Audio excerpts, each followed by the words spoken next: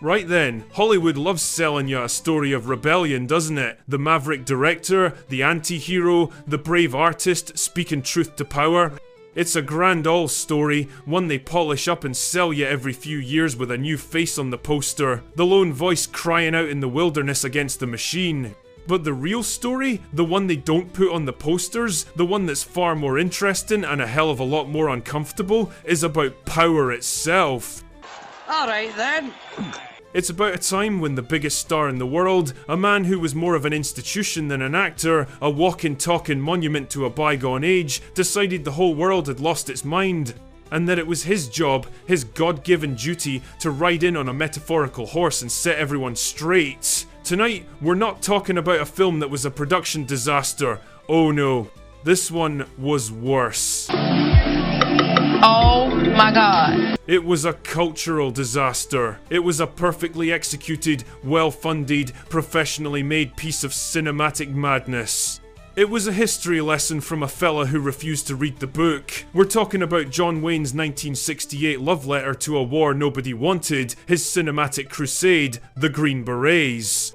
So in the middle of the 60s, with the whole world on fire, with protests in the streets and a generation tearing up the rulebook, John Wayne decides to ride in and explain the Vietnam War to everyone. The result was a film so simple, so utterly out of touch with reality, it makes a cartoon look like a documentary. Oh man. This wasn't a movie, it was a 2.5-hour lecture from your angry granda, and you weren't allowed to leave the room until he was finished. To understand the sheer, breathtaking, tone-deaf arrogance of this film, you have to understand the world it was born into. This was 1968.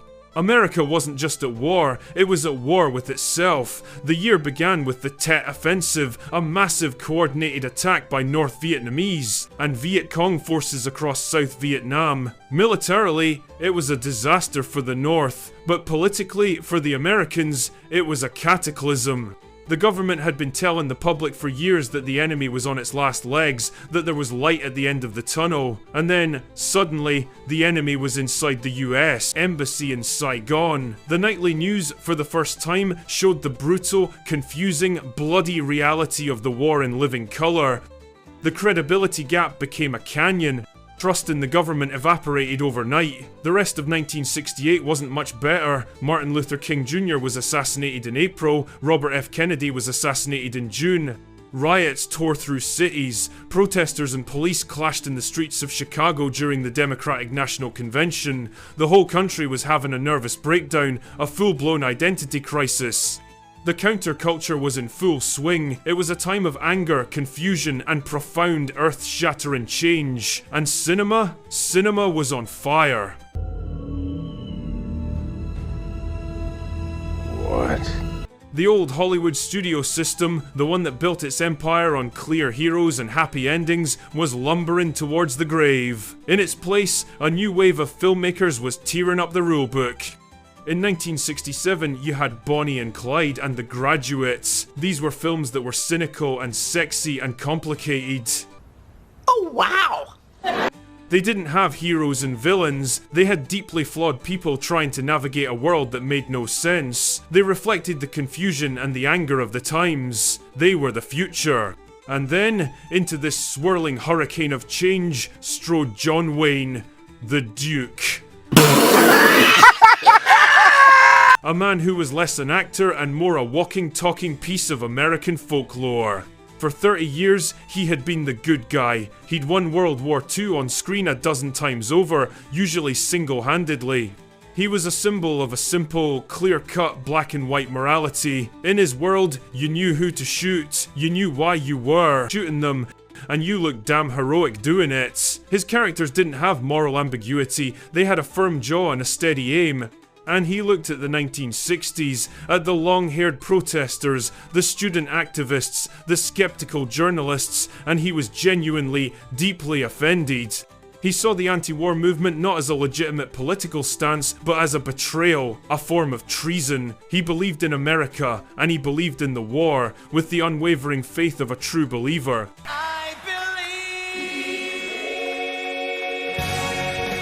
He decided it was his patriotic duty to make a film that would show the world what was really going on in Vietnam. He was going to make a gung-ho pro-war film to set the record straight. This wasn't just a movie for him, it was a crusade. He'd been trying to get it made for years, inspired by a best-selling book by Robin Moore. He wrote passionate, almost desperate, letters to President Lyndon B. Johnson, begging for his support and for the cooperation of the US military. "We are not trying to make a political picture," he wrote, which was a spectacular lie. You naughty, naughty boy! "We are trying to make a picture that will help the cause of the United States in Vietnam." He saw himself as a soldier in a cultural war for the soul of America, and this film was to be his grand offensive. And the old guard in Hollywood, what was left of it, backed him. Jack Warner, the iron-fisted head of Warner Brothers, a man from the same generation as Wayne, gave him the green light. They saw it as a safe bet. John Wayne plus a war movie always equaled money. They were still living in the 1940s, convinced that the old formulas would still work, that the public still wanted a simple story with a simple hero. You fool. They saw the chaos in the streets and figured it was the perfect time to sell a dose of old-fashioned, uncomplicated patriotism. They were trying to sell a John Wayne Western, only this time the natives were Vietnamese. So, with the Duke as his own general, he directed large parts of the film himself. Alongside Mervyn LeRoy, he set out to make his masterpiece. And to make sure his version of the war was the right one, he went straight to the source. He didn't want pesky things like nuance or journalistic accuracy or, reality getting in the way. No, he went directly to the Pentagon. And the Pentagon, seeing a golden opportunity for the greatest recruitment video ever made, rolled out the red carpets. They didn't just cooperate, they essentially co-produced the film. The Johnson administration, bleeding support and desperate for some good PR, leaned on the Department of Defense to give Wayne anything and everything he wanted. They gave him unprecedented, almost unlimited access to military hardware and personnel. They didn't just loan him a few jeeps, they gave him the whole toy box. Cone 30 transport planes, Huey helicopters, tanks, artillery, Phone 100 Super Sabre jets, and thousands of real active duty soldiers as extras. Really? They even let him film on the sprawling bases at Fort Benning, Georgia, which they did their best to dress up to look like the jungles of Southeast Asia, the US. Military basically became his own personal film studio, and the American taxpayer footed a good chunk of the bill. The result is a film that doesn't feel like a story, it feels like state-sponsored propaganda, because that's exactly what it is. Every scene is polished with the Pentagon's seal of approval. The script was vetted by the military to ensure it presented the correct image. The soldiers are all brave, noble, and wise.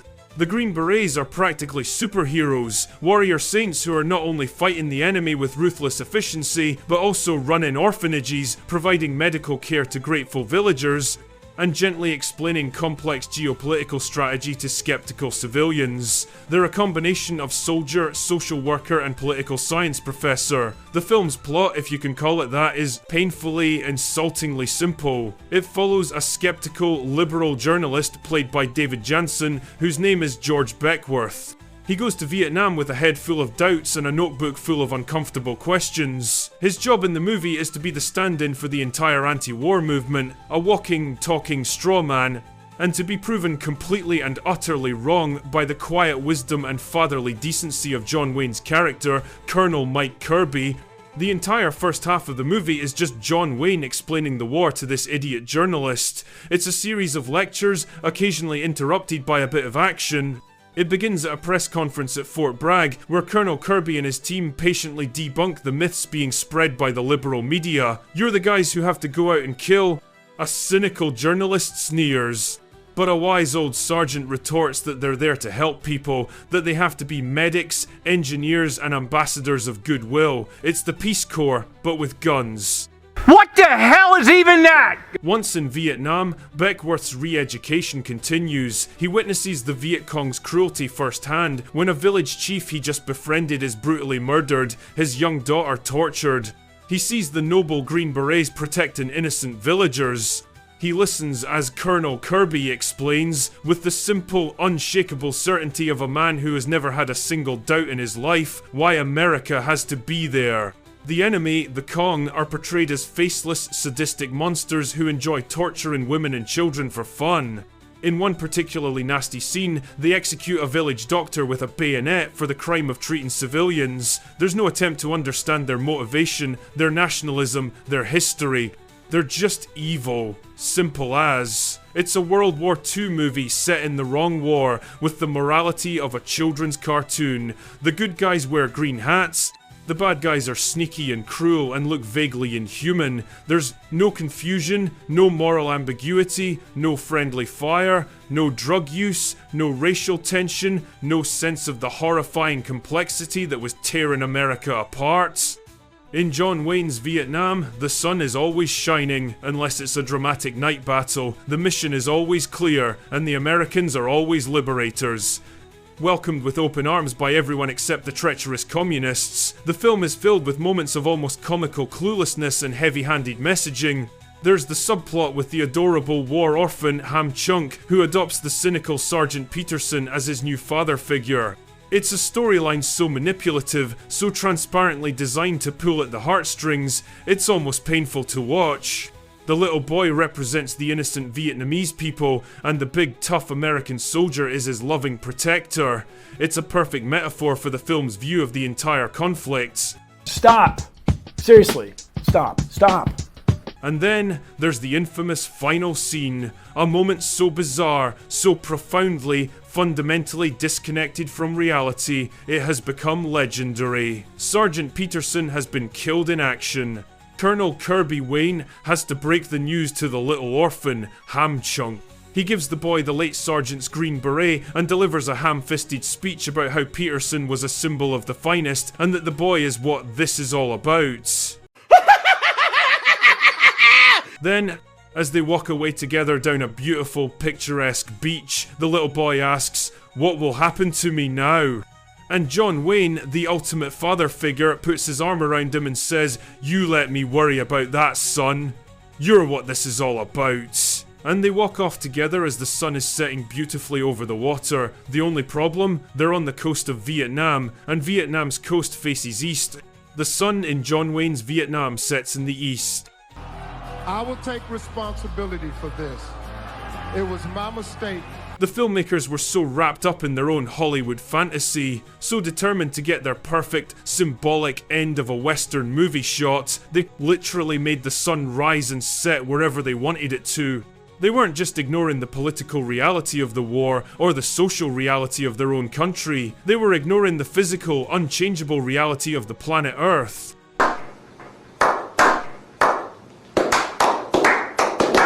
It's the perfect metaphor for the entire film, a beautiful lie, completely untethered from anything real. When The Green Berets was released in the summer of 1968, the critical reaction was not just negative, it was savage, it was a cultural event. The critics didn't just see a bad movie, they saw a dangerous one, a dishonest one, an obscene one. Renata Adler of The New Yorker wrote a now famous review, calling it a film so unspeakable, so stupid, so rotten and false in every detail that it passes through being fun, through being funny, through being camp, through everything, and becomes an invitation to grieve. The legendary critic Roger Ebert, then a young writer, said it was an insult to the intelligence, a film that was as predictable and phony as the grandest old Hollywood horse opera, and offensive not only to those who oppose the war, but also to those who support it. They savaged it for being laughably out of touch, for its jingoism, for its simplistic view of a complex war, and for its shameless role as a government mouthpiece. They saw it for what it was, a desperate attempt by an old man and an old system to turn back the clock, to pretend the world was still as simple as it was in their memories, a world where America was always right and John Wayne was always there to prove it. No! But here's the kicker, the film made money, a lot of money. The critics may have hated it. The entire cultural establishment on the coasts may have recoiled in horror, but there was a large part of America that felt just like John Wayne. The silent majority, as Richard Nixon would come to call them in a speech the following year. People in the heartland who were confused and angered by the protests, who believed in their country, who wanted to believe in the war, and who were tired of seeing America portrayed as the villain. John Wayne gave them a hero. For millions of people, this film wasn't propaganda, it was a comfort. It was a reassurance that America was still the good guy, that the soldiers were noble heroes, and that the cause was just. No, I don't think so. And in the end, that's the real lesson of the Green Berets. It's not a story about a film that failed, it's a story about a film that succeeded in splitting the world in two. It perfectly symbolises the massive, unbridgeable cultural gap that had opened up in America. The gap between the old Hollywood establishment and the new generation. The gap between the people who saw the war on the nightly news and the people who wanted to see it in a John Wayne movie. The film didn't change any minds. It was never going to. The people who were against the war saw it as proof of the establishment's ignorance and moral bankruptcy. I declare bankruptcy! The people who supported the war saw it as a validation of their beliefs, a patriotic rallying cry. It was a film that preached to two different choirs, and both sang their own songs even louder after seeing it. It's a story of a system that had lost its finger on the pulse of the world, a system that could no longer create a single unifying story for everyone. John Wayne rode into the chaos of the 1960s, a titan from another age, determined to be the hero one last time, but the world had changed. The good guys and bad guys weren't so easy to spot anymore, and in the complex, muddy, heartbreaking jungles of Vietnam, a cowboy hat and a six-shooter weren't gonna solve a thing. So now you know the real story. Hollywood, in the form of its greatest icon, tried to sell a simple answer to the most complicated question of a generation, but the world was done with simple answers.